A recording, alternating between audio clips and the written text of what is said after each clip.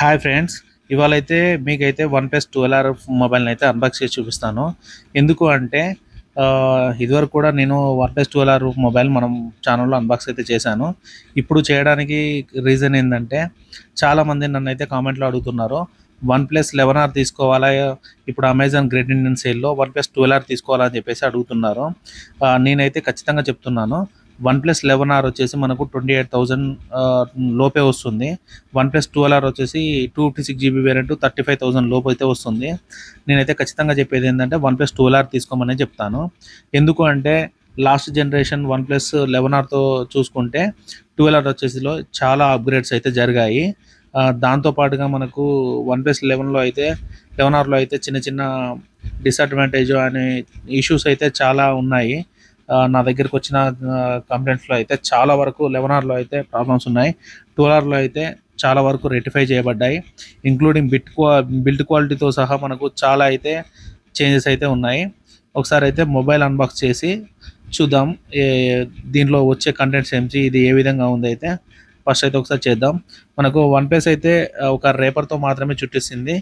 ఫిక్స్డ్‌గా ఒక సీల్ అనేది అయితే దీనికైతే ఉండదు. ఆహ్, అన్ని బ్రాండ్స్‌తో సహా వీళ్ళు కూడా ఒక సీల్ అనేది ప్రొవైడ్ చేస్తే మనకు దాని జెన్యూనిటీ అనేది మనకైతే ఖచ్చితంగా అర్థమవుతుంది. ఇది ఎందుకు ఇలా చేస్తుందో నాకైతే తెలియదు. సరే, కంటెంట్‌లోకెళ్తే మనకైతే బాక్స్ ఓపెన్ చేయగానే ఫస్ట్ అయితే మనకైతే ఒక చిన్న బాక్స్‌లో అయితే మనకు ఫస్ట్ అయితే పౌచు, దాంతో పాటుగా మనకు కొన్ని డాక్యుమెంట్సు ప్రొవైడ్ చేయడం జరిగింది. దాంతో పాటుగా మనకు quick start guide, warranty information, one plus మన రెడ్ కేబుల్ క్లబ్ కార్డు, అదేవిధంగా సిమ్ కార్డ్ ట్రేని అయితే ప్రొవైడ్ చేయడం జరిగింది. ఈ సిమ్ కార్డ్ ట్రే అయితే పిన్ అయితే భలే ఉంటుంది ఫ్రెండ్స్. మనకు పౌచ్ వచ్చేసి మనకు బ్లాక్ కలర్‌లో అయితే ప్రొవైడ్ చేయడం జరిగింది. కానీ నేను తీసుకున్నదైతే గ్రే వేరియంట్ అండి. గ్రే వేరియంట్‌లోకి వచ్చేసి మనకు బ్లాక్ కలర్ పౌచ్ అయితే ప్రొవైడ్ చేయడం జరిగింది. పౌచ్ అయితే క్వాలిటీ అయితే యావరేజ్ అని చెప్పుకోవచ్చు. నెక్స్ట్ వచ్చేసి మొబైల్ ఒక ర్యాపర్‌లో జుట్టుంది. ఓకే. దీన్ని పక్కన పెట్టేసి లోపల వచ్చిన కంటెంట్ చూద్దాం. మనకు లోపల వచ్చేసి మనకు ఛార్జర్ అయితే ప్రొవైడ్ చేయడం జరిగింది. ఇది వచ్చి మనకు 100 వాట్ ఛార్జర్ అయితే ప్రొవైడ్ జరిగింది. దీన్ని యూజ్ చేసి మనం 28 మినిట్స్ లోపే మనం ఫుల్ ఛార్జ్ అనేది చేయొచ్చు అనమాట. అలాగే మనకు దీనిలో కేబుల్ కూడా ప్రొవైడ్ చేయడం జరిగింది. కేబుల్ వచ్చేసి మనకు వన్‌ప్లస్ వాళ్ళకు ఇష్టమైన థీమ్ రెడ్ కలర్‌లో అయితే ప్రొవైడ్ చేయడం జరుగుతుంది. మనకు ఛార్జర్ వచ్చేసి మనకు వైట్ కలర్‌లో ఉంటుంది. కేబుల్ వచ్చేసి మనకు రెడ్ కలర్‌లో ఉంటుంది. ఓకే. దీన్ని పక్కన పెట్టేసి ఒకసారి మొబైల్‌ని అయితే మనం ఓపెన్ చేసి దీని లుక్ అనేది ఎలా ఉందో ఒకసారి అయితే చెక్ చేసి చూపిస్తాను. ముందుగా అయితే ఈ రేపర్‌ని అయితే ఓపెన్ చేసేద్దాం. ఇదైతే పేపర్ రేపర్ అండి. ఇప్పుడైతే ప్లాస్టిక్ అనేది అన్ని బ్రాండ్స్ అయితే దాదాపు 90% వరకు అయితే యూజ్ చేయడం అయితే లేదు. మనకు ఫ్రంట్ పట్టుకోగానే హ్యాండ్ ఫీలింగ్ అయితే మాత్రం చాలా బాగుంది. ఫ్రంట్ అయితే మనకు స్క్రీన్ కవర్ ప్రొటెక్ట్ చేయడం జరిగింది. బ్యాక్ సైడ్ వచ్చేసి స్టిక్కర్ ఉంది. దీన్ని రిమూవ్ చేస్తాను. దీన్ని రిమూవ్ చేసిన తర్వాత ఇదైతే మనకు మ్యాట్ ఫినిష్‌తో ఉంది. ఫింగర్ ప్రింట్స్ అయితే ఏమీ పడట్లేదు. లుక్ అనేది మాత్రం చాలా అట్రాక్టివ్‌గా ఉంది. మనకైతే 11R గానీ, 12R గానీ చూడ్డానికైతే సిమిలర్‌గా అవుపడతాయి. కొంచెం ఒక ఫ్లాష్ లైట్ డిజైనింగ్‌లో తప్ప. లుక్ అయితే మాత్రం ఓవరాల్‌గా మాత్రం అయితే చాలా అంటే చాలా బాగుంది. ప్రీమియంగా అవుపడుతుంది. ప్రీమియం క్వాలిటీ కూడా ఉంది.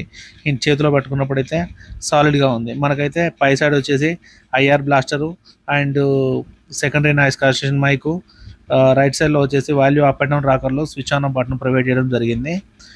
దాంతో పాటుగా మనకు యాంటీనాస్ చూడండి. యాంటీనాస్ కూడా మనకు 360 డిగ్రీస్ యాంటీనాస్ అయితే అవుపడుతున్నాయి దీంట్లో.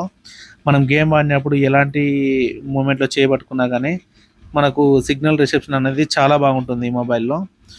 మనకైతే అన్ని దిక్కుల యాంటీనా బ్యాండ్స్ అయితే ప్రొవైడ్ చేయడం జరిగింది.